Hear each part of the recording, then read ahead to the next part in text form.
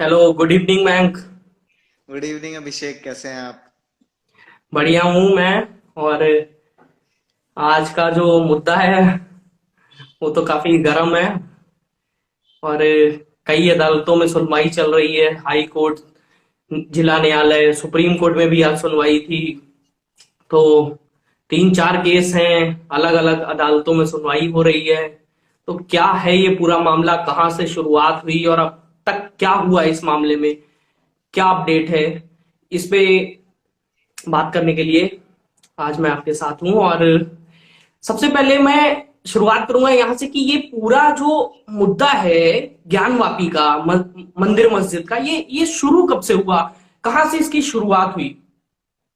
देखिए, पहले अगर हम थोड़ी सी आज की सुर्खियों पे अगर बात करें तो आज का दिन काफी बिजी रहा। को मतलब बात करें अगर कॉन्स्टिट्यूशन के मामले में अदालतों में आज का दिन काफी बिजी रहा। बात करें हम आज की तो ज्ञानवापी शुरू से ही अच्छा खासा एक, अगर हम मीडिया की बात करें क्योंकि हम मीडिया वाले हैं तो मीडिया के पर्सपेक्टिव से बात करें तो ये काफी टीआरपी देने वाला टॉपिक रहा है। जी। जिसमें और इससे अगर हम तार जोड़े तो इसके तार बाबरी से जुड़ सकते हैं,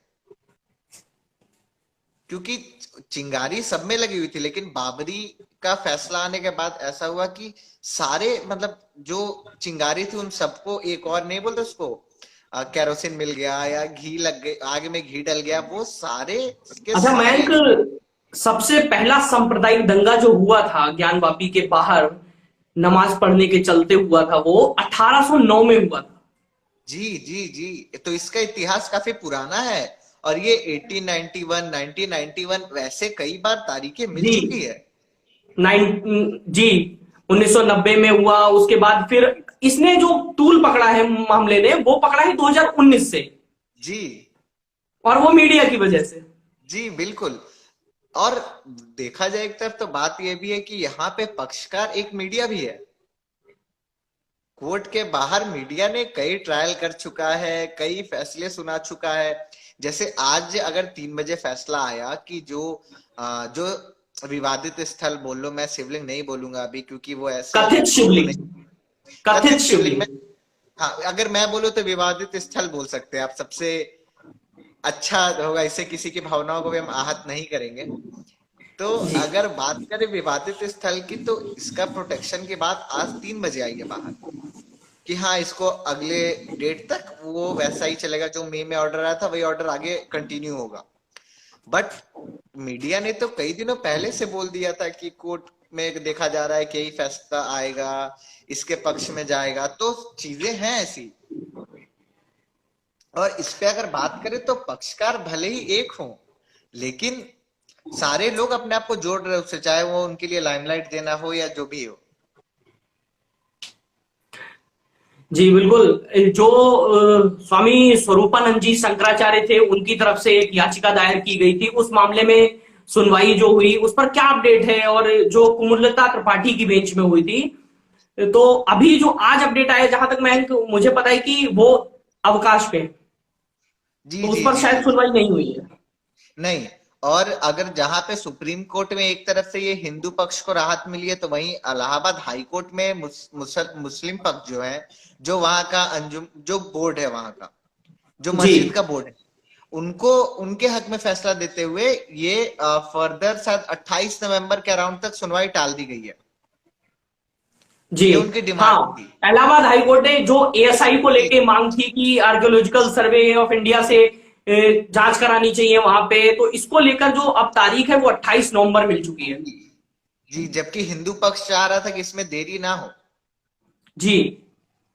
अच्छा, इसी तरीके का जो एक प्रकरण था, श्रृंगार गौरी प्रकरण प्रकरण, उसमें जो उसमें सिविल जज ने कार्रवाई के आदेश दिए थे, जी और जिला प्रशासन द्वारा उस पर कोई कार्रवाई नहीं की गई, जिसमें हिंदू पक्ष का कहना था कि यह अनुच्छेद 21 का उल्लंघन है, कि जिस तरीके से एक बच्चे को चाहिए होता है खाना पीना, उसी तरीके से पूजा पाठ की जरूरत है। जी जी जी जी। जी तो ये अनुच्छेद 21 का उल्लंघन है, तो इसके लिए जिला प्रशासन पे भी एक्शन लेना चाहिए कोर्ट को, तो उसमें भी शायद मेरे ख्याल से आज सुनवाई नहीं हो पाई है।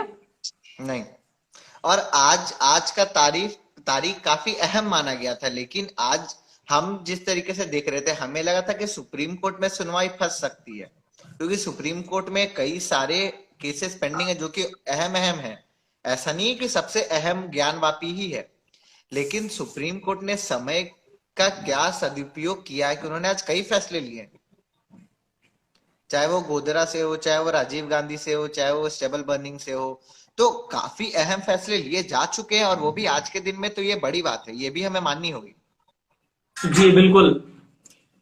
तो ये जो और श्रृंगार गौरी केस था, इसमें डॉक्टर अजय विश्वेश जी थे इसमें जी जी जज थे, और इससे पहले 2 नवंबर को ये सुनवाई हुई थी, फिर इसके बाद 11 नवंबर की डेट मिली। तो अभी अभी फैसला अगर देखा जाए तो अभी फैसला आना संभव है भी नहीं, क्योंकि अभी जो पक्षकार हैं उन सारों के पास कोई ऐसा ठोस सबूत नहीं है जिसपे कोर्ट अपना फैसला दे सके। ये कोर्ट ने जी दबी बिल्कुल। आवाज में कई पक्षों को बताया, कई बार बताया। अच्छा मयंक, सुप्रीम कोर्ट में आज जो सुनवाई थी वो किस मुद्दे पे थी? सुप्रीम कोर्ट में सुनवाई आज देखिए, हाँ, ये आपने बहुत सही सवाल उठाया, क्योंकि यहाँ पे लोग भी बहुत ज्यादा कंफ्यूज हो रहे हैं कि क्या वो ज्ञानवापी और का जी बात बिल्कुल, है। क्योंकि 3 3 अदालतों में इसके केस चल रहे हैं, और इतने सारे केस हैं। मुख्यतः मैं 3 4 केसों के, जैसे कि एक श्रृंगार गौरी प्रकरण हो गया, जी और अभी जी मुक्तेश्वरानंद हो गया एक प्रकरण, जी ठीक है। इसके अलावा एक जो तीसरा प्रकरण है सिर्फ सुप्रीम कोर्ट में, वो मैं आपसे जानना चाहूंगा। आज सुप्रीम कोर्ट वाला प्रकरण की जो बात करें तो उसमें डेट्स आगे बढ़ी, और एक और मैं आपके उसमें जोड़ना चाहूंगा कि ज्ञानवापी को लेकर के ही एक अपील ये डाली गई है कि उसमें अगर वो पता चल गया है, जो कि लोगों का मानना है कि वो शिवलिंग है, जो कथित शिवलिंग की बात कर रहे थे हम, तो उसका जी पूजा पाठ शुरू होनी चाहिए। जो हमने बात किया था कि एक बच्चे को खाने पीने की जरूरत होती है, वैसे ही पूजा पाठ की जी जरूरत हो, तो वो एक अपील है। फिर एक अपील है कि जो नंदी है वहां पे, नंदी जो उधर है हमारे बगल में जो कॉरिडोर में, उनका मुंह मस्जिद की तरफ है, तो मस्जिद को भी एक अपील वो भी दाखिल की गई कि मस्जिद के अंदर भी तलाशी हो। जी, एएसआई मुख्तार अहमद की तरफ से हुई थी याचिका जी, दायर। फिर ये भी हुआ कि जो एएसआई है उसकी रिपोर्ट सही नहीं है, तो वो फिर से एक बार जांच करे। जी, तो तो आज जो शिवलिंग संरक्षण के लिए सुप्रीम कोर्ट ने डेट दी थी, वो 12 नवंबर को उसकी मियाद खत्म हो रही थी, तो इसको लेकर मैं, शायद आपका कनेक्शन लॉस हो गया है। जी हाँ, हाँ, अभिषेक, वापस आऊंगा सॉरी मैं। मेरी। हाँ, तो जी जी सुप्रीम कोर्ट में जो आज बात चल रही थी कि 12 नवंबर को जो शिवलिंग का संरक्षण है वो खत्म हो रहा है, तो इसके लिए आज फिर से सुनवाई थी। और आपको बता दूं कि डीवाई चंद्रचूड़ भी उस बेंच में है, और बेंच, वो विष्णु जैन, तीन तीन विष्णु के शंकर जो, जैन वकील, हिंदू पक्ष के, जी उन्होंने तीन, ये अपील की है कि जल्द से जल्द इसकी सुनवाई हो। जी, और अगर मैं बात करूं तो इसमें तीन जजों की बेंच है। ये एक जस्टिस सूर्यकांत है, एक जस्टिस एक और जस्टिस है, और हमारे चीफ जस्टिस उसकी अध्यक्षता कर रहे हैं उस मतलब जी वो जो जजों की है पीठ, संविधान पीठ जो है। और एक आप इस मुद्दे की अगर गंभीरता की बात करें, तो ये मुद्दा गंभीर है तभी चीफ जस्टिस को खुद आना पड़ा, उस पीठ की अध्यक्षता वो खुद कर रहे हैं। तो इससे भी आप समझ सकते हैं कि इस बेंच या इस मुद्दे की क्या गंभीरता है।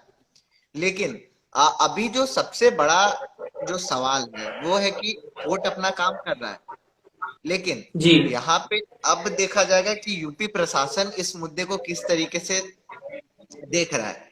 क्योंकि फैसला फैसला आना बहुत बड़ी बात नहीं है, लेकिन फैसला आने के बाद लोग इसको जिस प्रकार से लेते हैं वो बिल्कुल एक चिंता का विषय है। क्योंकि हम अगर बात करें हमारे भारत में सांप्रदायिक हिंसा का इतिहास भारत की आजादी से भी पुराना है। बिल्कुल। मतलब बिल्कुल, वो एक मतलब भारत जब से देश नहीं है उससे पहले से सांप्रदायिक हिंसा होते आ रहे हैं।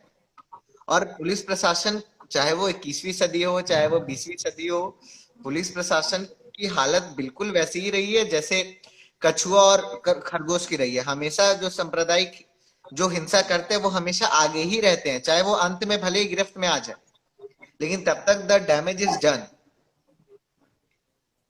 तो हमें साथ साथ वो भी मद्देनजर रखना है, भले ही योगी सरकार कितना भी अपनी पीठ खुद ही थपथपा ले कि एक भी सांप्रदायिक हिंसा नहीं हुई है। हम दो चीजें हैं इसमें अभिषेक, जो दो चीजें अगर हम बात करें तो वो प्ले में आती है। पहली, कि अगर किसी शहर में क्राइम दर्ज ही नहीं हो रहा है तो इसका मतलब ये नहीं कि वहां पे क्राइम नहीं हो रहा है। क्राइम नहीं हो रहा है। और जी अगर बिल्कुल, वो आदर्श थाना, आदर्श कोतवाली बनाने के लिए रिपोर्ट ना दर्ज जी, करना और उसको आदर्श की सूची में ले जाना, इसका मतलब ये नहीं कि जी, वहां क्राइम नहीं हो रहा है। और मैं और आप इससे बहुत ज्यादा वाकिफ हैं कि ऐसे वाक्य हमारे रोजमर्रा जिंदगी में हम हर रोज देखते हैं। और यूपी जितना बड़ा स्टेट है, यूपी में जितना डाइवर्सिटी है, यूपी में हिंदू मुसलमान की जनसंख्या में ऐसा नहीं कि बहुत जमीन आसमान का फर्क हो। क्योंकि ये गुजरात तो है नहीं कि जहां पे मुसलमान 11% या 8% दर पे हैं। जहां पे अगर हम बात करें वोट बैंक की, जहां से सारा कुछ शुरू होता है, ठीक, अगर वोट बैंक मायने नहीं रखता तो मेरे मतलब मेरा पर्सपेक्टिव ये है कि अगर वोट बैंक मायने नहीं रखता तो आज के समय में हिंसा होता ही नहीं। क्योंकि राजनेता की बात करें तो वो तो लोगों को, आम जनता को वो बस वोट बैंक के नजरिए से ही देखते हैं। जी जहां पे, बिल्कुल। क्योंकि अगर ज्ञानवापी में भी अगर हम बात करें तो ज्ञानवापी में पक्षकार भले ही दो हो, एक हिंदू एक मुसलमान, लेकिन अगर आप उसको बाइफरगेट करें तो आप उसके अंदर जाके देखेंगे तो हिंदू में भी चार चार पक्षकार हैं। मुसलमान में किसी का मुद्दा अलग है, किसी का मुद्दा अलग है, किसी का मुद्दा अलग है। जी, कोई तो ये कह रहा है कि हिंदू पक्ष को इधर आने ही ना दिया जाए, हिंदुओं को बैन जी, कर दिया जाए, बाहर जी, नहीं भटकने दिया जाए, किसी की याचिका तो जी, ये भी है।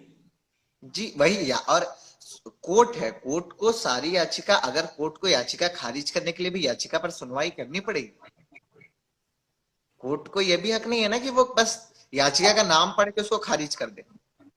जी बिल्कुल।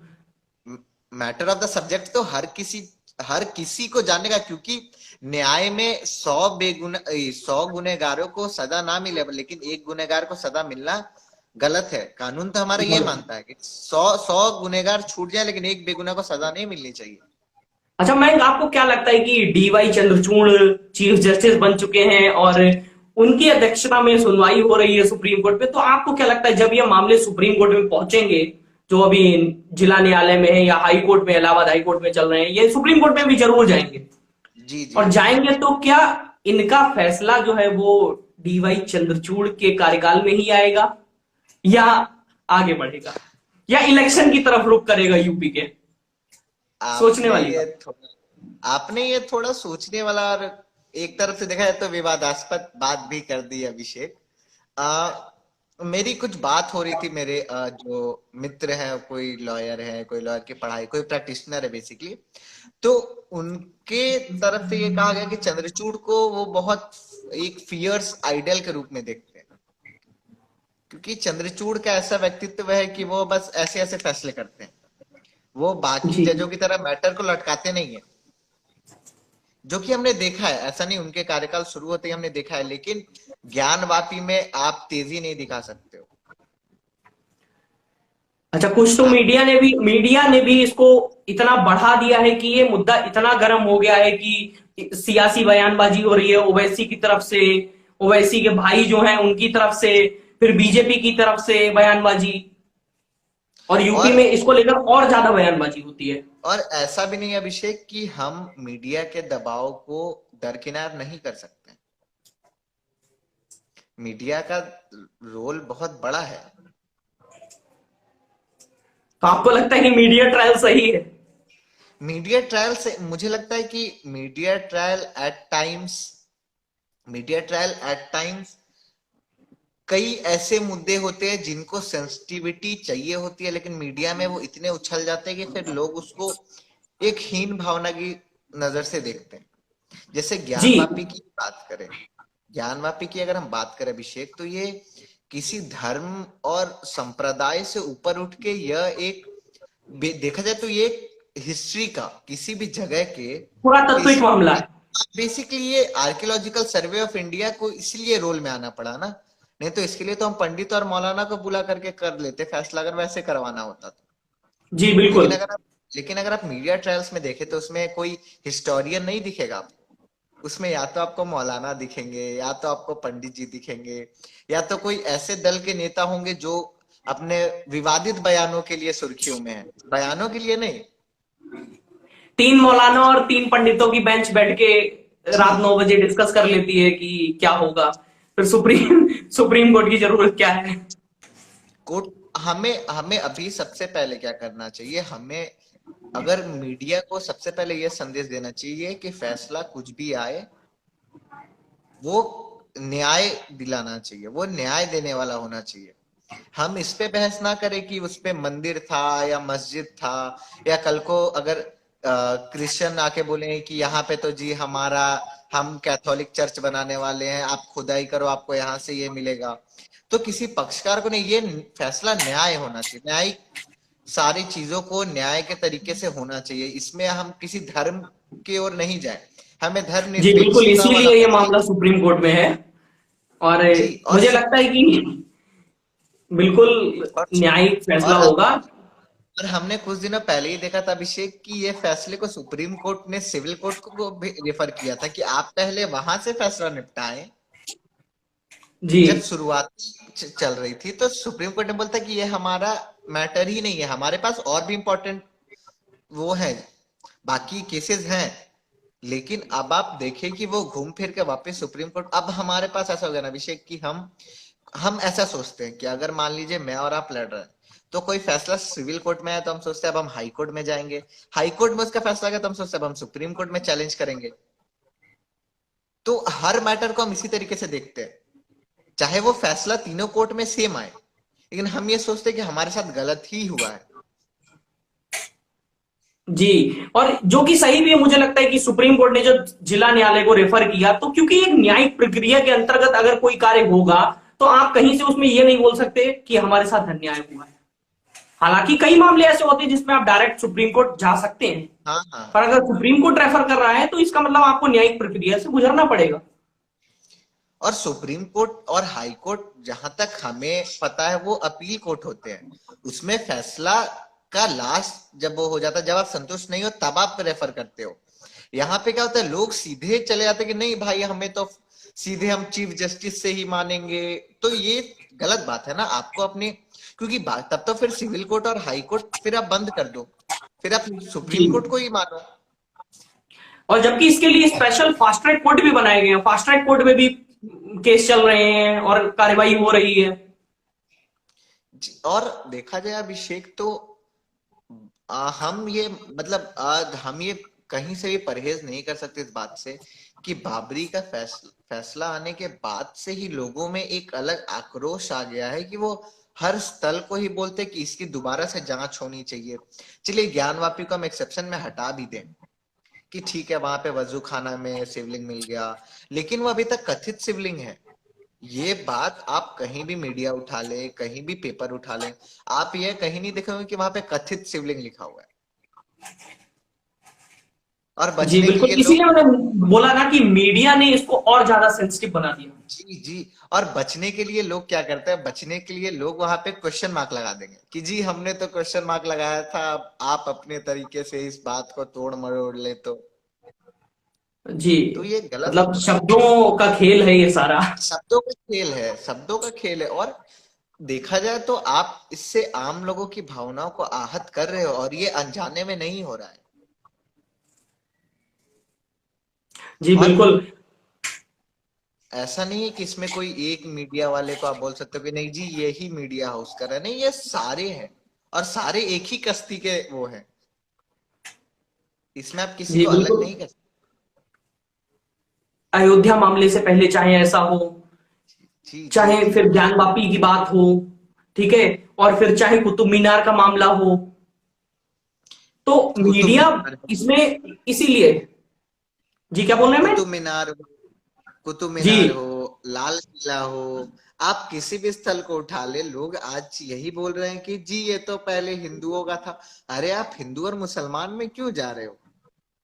आप एएसआई के पास जाइए। हाँ, और ऐसा नहीं कि एएसआई ने अपने दरवाजे बंद करके रखे हैं, वो तो बोल रहे हैं आप आओ, आप हमसे सवाल पूछो। जी क्योंकि ये बिल्कुल। संगठन इसलिए गए हैं, ये संगठन बनाए ही इसलिए गए ताकि वो आम लोगों, ऑब्वियसली नहीं तो आर्कियोलॉजिकल सर्वे ऑफ इंडिया अगर बना हुआ है तो वो कोई प्रधानमंत्री या मुख्यमंत्री जाकर के वहां पे नहीं देखता है। हम और आप जैसे आम नागरिकों के लिए ही बनाया गया है वो। लेकिन लोगों को क्या है, लोगों को आजकल है कि नहीं जी, बस हमें तो ये हमारा है, ये तुम्हारा है, ये उसका नहीं है, ये भी मेरा है, वो भी मेरा है। जी, वही जो अरे हमने बात की, मीडिया का इम्पैक्ट लोगों पे गलत पड़ रहा है, और मीडिया हाउसेस जो ये कर रहे हैं वो ठीक नहीं है एक तरीके से देखा जाए तो, कि लेकिन अब किसी भी अभिषेक मामले हर को इतना बढ़ा चढ़ा के पेश करना, जबकि सुप्रीम कोर्ट में चल रहा है, और फिर उस पे वही क्वेश्चन मार्क लगा के, जैसा कि आपने बात की, और ये बात सच है लेकिन कि अभिषेक उसको एट टाइम्स जबरदस्ती तूल पकड़ाना। आप प्ले में ये भी आ जाता है ना कि मीडिया में अगर आप बात करें तो मीडिया का साफ कहना यह है कि हमारे व्यूअर्स को भी यही चाहिए, आम जनता को भी यही चाहिए। जी, कहीं ना कहीं आपको यही चाहिए भी है, और यही देखकर आपकी भावनाएं भी आहत हो रही हैं। जी, तो और हाँ, और आप इसके लिए मीडिया को ही दोष मतलब हम नहीं, एक आम नागरिक ये नहीं बोल सकता कि मीडिया बस यही दिखाता है। मीडिया को लोग बस इसीलिए देख भी रहे हैं। अगर मान लीजिए कल को मैं और आप बात करें कि सड़कों पे कई गड्ढे हैं, तो कितने लोग देखेंगे हमारे चैनल? जी जो फैक्ट। और सुप्रीम कोर्ट हो या हाई कोर्ट हो, वो अपना एक तय रूटीन के हिसाब से चलेगा। उसका जो रूस्टर आता है पूरे दिन का, वो उस हिसाब से फैसले लेगा, और उसका काम है वो चीजों को जांचेगा, परखेगा, क्योंकि वो किसी भी तरीके से गलत फैसला नहीं ले सकता। तो समय लगेगा, पर समय रहते आएगा इसका फैसला। जी।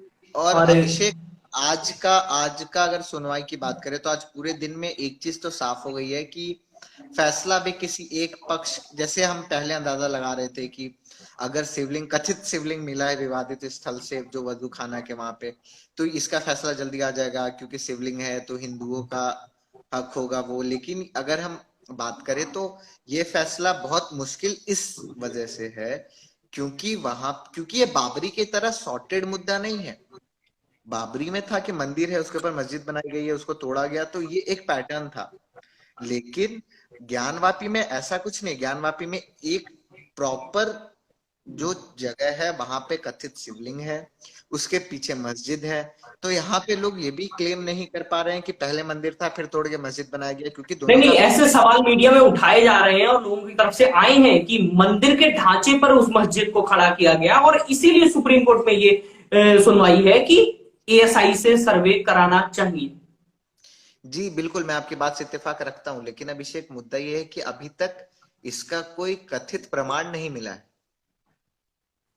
जी कि शिवलिंग, क्योंकि शिवलिंग मस्जिद के अंदर नहीं मिली है। जो मस्जिद की मेन जगह है वहां पे शिवलिंग नहीं मिली है। जी जी जी, वजू खाने में मिली है वो, और उस एरिया को कोर्ट के आदेश पर सील कर दिया गया था, और वो जांच की प्रक्रिया चल रही है उस पर। और जो न्यायिक प्रक्रिया होती है हमें उसका सम्मान करना चाहिए, क्योंकि हम सब उसके जुरिडिक्शन में ही आते हैं। अगर हम एक डेमोक्रेटिक सेटअप में हैं, एक डेमोक्रेटिक सिस्टम में हैं, तो हमें एक पैटर्न से चलना होगा। और ये हम और आप नहीं, ये हमारे आज से हमारे पूर्वज भी इसी सेटअप में चल रहे थे, हमारा आने वाला पीढ़ी भी इसी सेटअप में चलेगा। जी उसमें उसमें मॉडिफिकेशंस होंगे, लेकिन वो चेंज नहीं हो। जी, बिल्कुल, एक बार बात कर लेते हैं। तो ये जो स्वामी स्वरूपानंद जी की मृत्यु हो गई, उसके बाद अभी मुक्तेश्वरानंद शंकराचार्य है, तो ये मामला जो है, इस पर कुमुदलता त्रिपाठी जी जब अवकाश से लौट कर आएंगी तो इस पर 18 नवंबर को सुनवाई होनी है। और इसके अलावा इलाहाबाद हाई कोर्ट में एएसआई को लेकर जो मामला है उसकी सुनवाई 28 नवंबर को होनी है। और इसके अलावा मुख्तार अहमद की तरफ से जो याचिका दायर की गई थी कि हिंदुओं को बैन करना चाहिए, वहां पे नहीं आने देना चाहिए, इस पर सुनवाई जो है वो 8 दिसंबर को होनी है। और इसके और अलावा जो इस ज्ञानवापी को लेकर जो सुनवाई सुप्रीम कोर्ट में है, वो डीवाई चंद्रचूड़ की अध्यक्षता में होनी है। तो तीन इसके जजों की लिए भी बेंच। 3 जजों की बेंच है, और डीवाई चंद्रचूड़ उसकी अध्यक्षता कर रहे हैं। जी, और देखा जाए तो 8 नवंबर को जो सुनवाई होनी है कि हिंदुओं को बैन करेगा, तो उसका मोर और लेस अभिषेक वर्डिक्ट यही आएगा कि आप या तो दोनों को बैन करो, क्योंकि आप एक किसी समुदाय को बैन नहीं कर सकते हो, क्योंकि ये एक्सेप्शन भी नहीं है। और ये जहां तक दिखाया जा रहा है कि ये अपील खारिज ही होनी है, ये अपील खारिज ही होनी है, जहां तक हमें चर्चा में या सुनने को आ रहा है कि ये खारिज हो जाएगी। इलाहाबाद हाईकोर्ट का जो भी फैसला आएगा, जो कि अभी तक वो मुसलमानों के पक्ष अच्छा, में इलाहाबाद इलाहाबाद हाई कोर्ट के फैसले भी काफी रोचक रहते हैं, क्योंकि जी इलाहाबाद जी हाई कोर्ट इसी के लिए जाना जाता है कि वो बड़े रोचक फैसले करता है, समय लेता है, उसके बाद जी ऐसा फैसला देता है जिसमें सुप्रीम कोर्ट तो जाना जाना लगभग तय हो ही जी जाता है वहां से। केरल तो ये देखना इलाहाबाद। थोड़ा सा रोचक होगा कि इलाहाबाद हाई कोर्ट का जो फैसला है वो क्या आता है एएसआई को लेकर। हाँ, और और क्या इसके अलावा 28 नवंबर के बाद भी तारीख आगे बढ़ेगी, या फिर 28 नवंबर को एएसआई को लेकर फैसला आना है वो आएगा। क्योंकि आज तो मुसलमान पक्ष की बात मानी गई है, उनको चाहिए था कि एक्सटेंशन मिले उनको। तो इलाहाबाद हाईकोर्ट ने बोला है कि ठीक है, आपको जो है 28 नवंबर की डेट मिलेगी। उस दिन के बाद से ऐसा आ जाए कि उस दिन के बाद से डेट एक्सटेंड नहीं होगी, फैसला उसी दिन आ जाएगा। लेकिन आज की मतलब जो कार्रवाई देखते हुए यही लगा है कि अभी आप प्रिडिक्ट नहीं कर सकते हो कि फैसला किसके पक्ष में आ जाएगा प्रॉपर प्रॉपर, क्योंकि कोर्ट अपना समय ले रहा है, चाहे वो सुप्रीम कोर्ट हो। सुप्रीम कोर्ट ने भी कहा है कि टिल फर्दर नोटिस, उस सुप्रीम कोर्ट ने भी कोई तारीख नहीं बताई कि अगली सुनवाई कब होनी है। जी तो यहाँ पे भी एक बड़ा, ये सोचने वाला विषय है, ये रोचक विषय है। जी, इसीलिए विष्णु शंकर जैन की तरफ से ये अपील की गई कि सुप्रीम कोर्ट में जल्द से जल्द सुनवाई हो। तो अभी खैर उसका पता तो नहीं लगा है, और जैसे ही अपडेट आता है हम जरूर अपने अगर दर्शकों को देंगे। जी, और अभिषेक ये भी, अगर हम इसके तार जोड़े तो ये भी हो सकता है कि supreme court Allahabad high court के फैसले का इंतजार कर रही है। जी बिल्कुल, ये हो सकता है कि एएसआई को लेकर उनका क्या फैसला होगा। मैं मुझे ऐसा लगता है, मेरा मतलब पर्सनल ऐसा मानना है कि एएसआई पर सर्वे के लिए इलाहाबाद हाईकोर्ट कहीं ना कहीं हामी भरेगा, और जो कि ठीक भी होगा कि एएसआई अगर जांच करे दोबारा तो बेहतर है। हाँ, और हम बचपन में भी यही करते थे ना, हम अपने आंसर शीट को दोबारा चेक करते थे, जी कहीं बिल्कुल। हमसे बार में कुछ गलती ना हो जाए। हाँ, इसमें मॉडिफिकेशंस हो सकते हैं कि दोनों पक्षकार या तो साथ रहेंगे एएसआई के साथ, या तो फिर जो मजिस्ट्रेट है उनकी निरीक्षण में ये हो, या इसमें बहुत सारे मॉडिफिकेशंस हो सकते हैं, इफ एंड बट्स हैं। लेकिन जी हाँ, मैं आपके बातों से बिल्कुल इत्तेफाक रखता हूँ कि ये फैसला शायद एएसआई के पक्ष में आना चाहिए, और ये बिल्कुल आएगा। आएगा, मैं आपको चलो इतना भी श्योरिटी दे देता हूँ कि फैसला ऐसा ही कुछ आना है। अंदर खाने जो जी, चर्चा चल रही है, तो ऐसा ही कुछ फैसला आना है। और मैं भी आपकी उस बात से इत्तेफाक रखता हूं कि क्या पता supreme court Allahabad high court के फैसले का इंतजार कर रहा हूं, क्योंकि मुझे भी यही लगता है, और जो कि मुझे ये भी बड़ा लगता है, डिसीजन होने वाला है।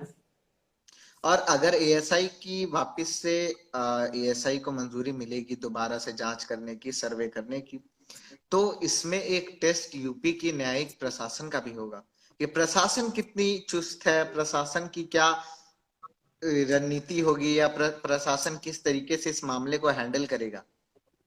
जी बिल्कुल, मैं जिला न्यायालय के आदेश के बाद प्रशासन उस तरीके से नजर नहीं आया है कि जिस तरीके से प्रशासन को कार्य करना चाहिए वहां, चाहे जिला एसपी हो वहां के और चाहे डीएम हो, उस तरीके से उन्होंने एक्शन नहीं लिया जिस तरीके से कोर्ट ने आदेश किया था। अब उस पर यह भी हो सकता है कि अब मानना का, कोर्ट की अब मानना का होना चाहिए कि आपने ये गलत किया, एक्शन होगा उस पर, क्योंकि आज ये बात उछली थी कि जिला प्रशासन ने ना तो खुद ये किया और ना ही इसके लिए किसी को नियुक्त किया। जी जी जी। और अभिषेक, हमें ये भी नहीं भूलना चाहिए कि फर्स्ट वीक ऑफ दिसंबर में 2 राज्यों के चुनावी नतीजे भी आने वाले। जी तो बिल्कुल, 5 दिसंबर को। जी, तो हम ये भी नहीं, इसमें भी मुझे कोई परहेज नहीं है कहने में कि कोर्ट हो या फिर प्रशासन हो या पक्षकार तो नहीं कहेंगे, जो नेता है हमारे, वो इन सारी चीजों पे पैनी नजर बनाए हुए हैं। और पॉलिटिक्स तो ऐसा है कि वो कोई मुद्दा नहीं छोड़ते। तो फैसला, आप, भारत ऐसा देश है जिसमें आप हर एक चीज को आपस में जोड़ते हो, क्योंकि हर एक चीज आपस में जुड़ी हुई है। वाराणसी जो हमारे प्रधानमंत्री है, उनका गढ़ है। जी बिल्कुल, वहां से वो सांसद है। तो होने को तो कुछ भी हो सकता है, और ऐसा नहीं है कि हम न्यायिक प्रक्रिया पे ऑब्वियसली सवाल नहीं उठा सकते हैं, लेकिन हम ये बोल सकते हैं कि न्याय न्याय मतलब उच्च न्यायालय हो, सुप्रीम कोर्ट हो, वो सरकार से कहीं ना कहीं इन्फ्लुएंस होता नहीं है बोलेंगे, लेकिन वो कहीं ना कहीं सरकार का पक्ष सुनता है। लेकिन डीवाई चंद्रचूड़ को यह माना जाता है कि वह हालिया में हुए केंद्र सरकार से काफी इत्तेफाक नहीं रखते हैं, नाराज है। नाराज हैं, और क्योंकि इसी वजह से काफी संशय था कि क्या डीवाई चंद्रचूड़ जी ही चीफ जस्टिस होंगे या नहीं होंगे। इससे पहले ऐसी अटकलें लग रही थी कि और शायद। अभिषेक, मैं आपको एक रोचक तथ्य बताता हूँ, जो कि मुझे भी काफी रोचक लगा। आधार कार्ड मामले में जो 5 जजों की बेंच थी, उसमें बस डीवाई चंद्रचूड़ ही इस आधार आधार का जो नियम था या आधार कार्ड के हित में जो फैसला है, उससे डीवाई चंद्रचूड़ ही बस अपोज कर रहे थे। उन्हें था कि जी यह मानव अधिकार का हनन है।